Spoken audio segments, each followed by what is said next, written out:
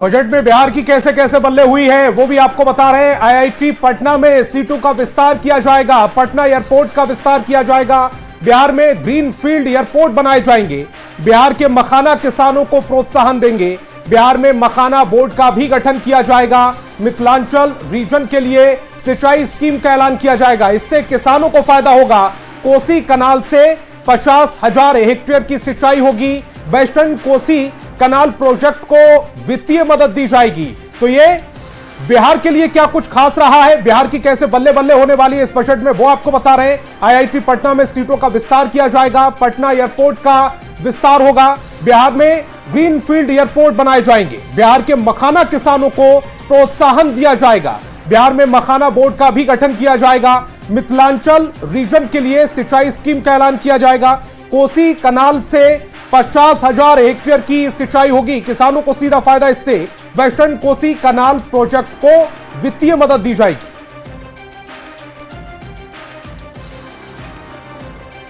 और देखिए किसानों की कैसे बल्ले बल्ले हुई है, किसानों को इस बजट से कितनी राहत पहुंची है वो भी हम आपको बताते हैं। दरअसल किसान क्रेडिट कार्ड की लिमिट 5 लाख तक कर दी गई है, यानी कि आप अगर लोन लेना चाहते हैं क्रेडिट कार्ड के माध्यम से तो आपको इसकी लिमिट बढ़ा दी गई है। 5 लाख रुपए इसकी लिमिट हो गई है। पोस्ट ऑफिस फाइनेंशियल इंक्लूजन मजबूत कर दिया गया है। किसानों को खेती का उचित मुआवजा भी मिलेगा। पहले अगर आपको उचित मुआवजा बतौर किसान नहीं मिल पा रहा था तो अब आपको अपनी फसलों का उचित मुआवजा मिलेगा। बिहार के मखाना किसानों को प्रोत्साहन मिलेगा। दरअसल मखाना बोर्ड का गठन भी किया जाएगा, इसका भी ऐलान किया गया है। अरहर, उड़द, मसूर दाल उत्पादन बढ़ाने पर जोर, यानी कि दलहन खेती को और भी ज्यादा बढ़ावा मिलेगा। पीएम कृषि योजना में यूथ महिलाओं पर खास तौर पर फोकस किया गया है। राज्य के साथ मिलकर कृषि विकास पर फोकस किया गया है। कृषि योजना में 100 जिलों को बढ़ावा दिया जाएगा। इसके साथ साथ असम में 1.27 लाख टन क्षमता यूरिया प्लांट लगेगा। पूर्वी भारत में यूरिया प्लांट खोलने की योजना बनाई गई है। कॉटन प्रोडक्शन के लिए 5 साल मिशन लॉन्च होगा, यानी कि 5 ईयर मिशन को लॉन्च किया जाएगा। मछली उत्पादन यानी कि मत्स्य उत्पादन को भी बढ़ावा देने पर किसानों के लिए इस बजट में बहुत कुछ खास है, इस पर भी फोकस किया गया है।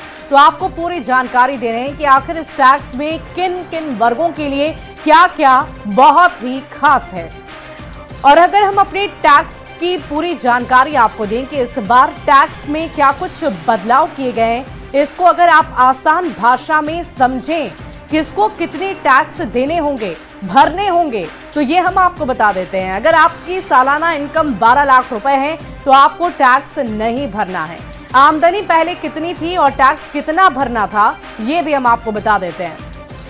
12 लाख अगर आपकी आमदनी है तो कोई टैक्स नहीं भरना पड़ेगा, और इसके अलावा आपको 75,000 का स्पेशल डिस्काउंट भी मिल रहा है, यानी कि 12,75,000 तक पर कोई टैक्स नहीं भरना होगा। न्यू टैक्स आमदनी और इसकी बात कर ले तो 12 लाख पर कोई भी टैक्स नहीं भरना है।